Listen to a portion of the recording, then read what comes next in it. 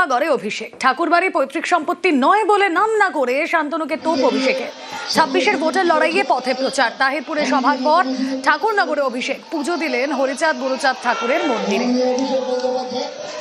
সকলকে দেখানোর জন্য গাড়িতে গিয়ে সকলের সঙ্গে মিটিং করেছেন। আমরা আরো একবার আমি নিয়ে মজুমের পক্ষ থেকে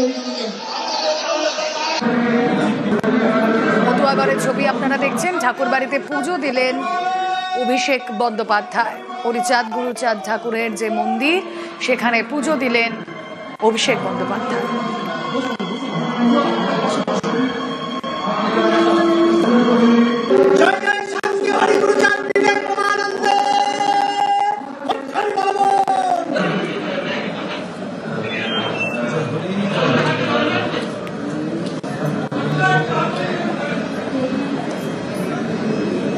মতুয়াগড়ে অভিষেক বন্দ্যোপাধ্যায়। ইতিমধ্যেই আপনারা জানেন এই মুহূর্তে এসআইআর এর যে আবহ চলছে, সেখানে মতুয়াদের একাংশের নাম বাদ পড়ার আশঙ্কা। এ নিয়ে মমতা বালাপন্থী এবং শান্তনুপন্থীদের মধ্যে একটা বিরোধ চরমে ওঠে। সেই সময় অভিষেক বন্দ্যোপাধ্যায় তাহিরপুরে সভা করলেন। একেবারে মতুয়াগড়ে সভা, পুজো দিলেন হরিচাঁদ গুরুচাঁদ ঠাকুরের মন্দিরে।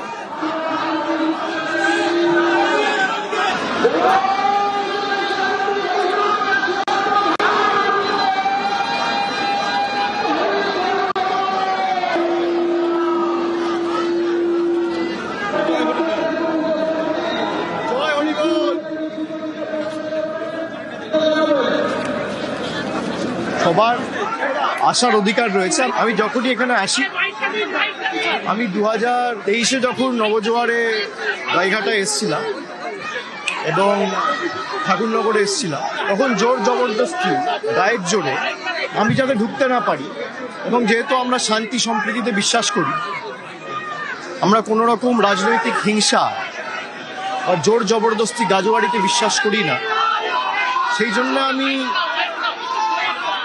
শ্রী হরিচাঁদ ঠাকুর গুরুচাঁদ ঠাকুরের কাছে মনে মনে মন্দিরে ঢুকতে না পারলে প্রার্থনা করেছিলাম যে এর জবাব তুমি যেখানেই থাকো তুমি দেবে। যে আমাকে আটকে ছিল, পঞ্চায়েতে নিজের বুথে হেরেছে, মানুষ প্রমাণ করে দিয়েছে এটা কারোর পৈতৃক সম্পত্তি নয়। যারা এখানে পলিটিক্স করতে চায় তারা পলিটিক্স করবে, তাদের জবাব মানুষ দেবে।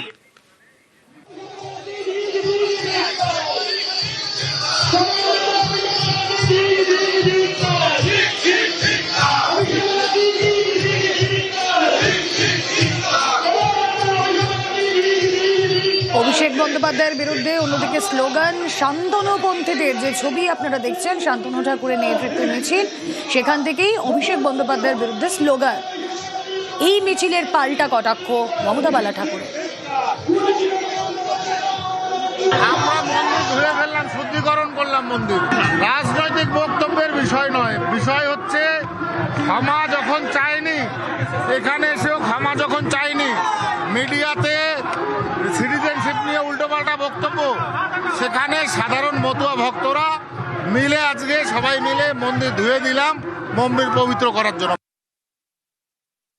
কুকুরের লেজ কখনো কোনোদিন সিধা হয় না, সে যতই ভালো হোক না কেন, তুমি কখনো করতে পারবে না। এবার তার কর্ম সে করেছে, কেন ও তো করেই, তার কাছে তার কি আশা করতে পারি আমরা?